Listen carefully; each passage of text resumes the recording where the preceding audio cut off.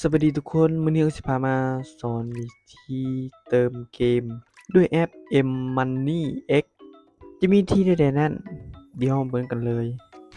เข้ามาแอปแล้วกดเบิ่งยอดเงินตอนนี้เงินของแอดมีอยู่ประมาณ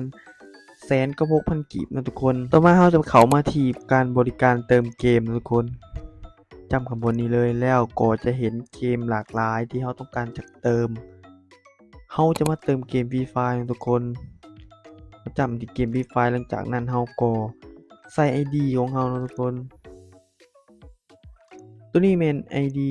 เกม Free Fire ของเรา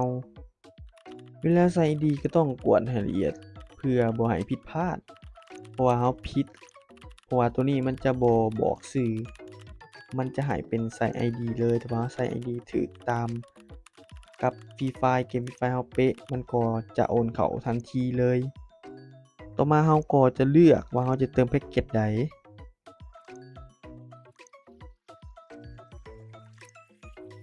นี่เลยก็มีแพ็กเกจหลากหลายที่เราต้องการเลือก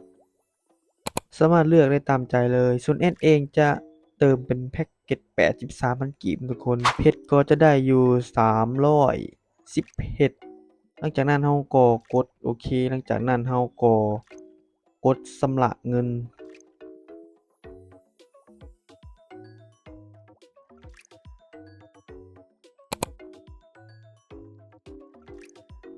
เมื่อเรากดชำระเงินเรียบร้อยแล้วเราก็จะเข้ามาที่เกมของเราว่ายอดเพชรนั่นเข้าแล้วหรือบ่เราจะมากวดเบิ่งอยู่ในเกม Free Fire ของเราเลย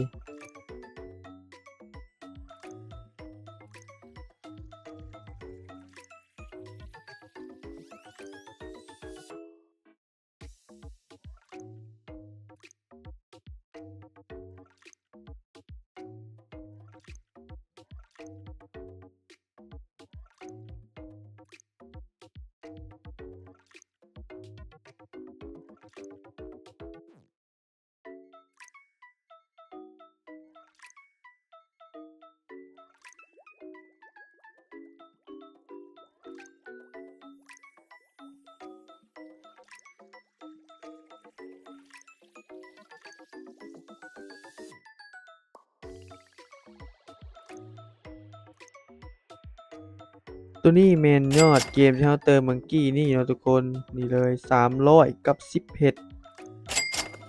310เพชรเนาะว่าง่ายๆนี่เลยเข้าที่เรียบร้อยแล้ว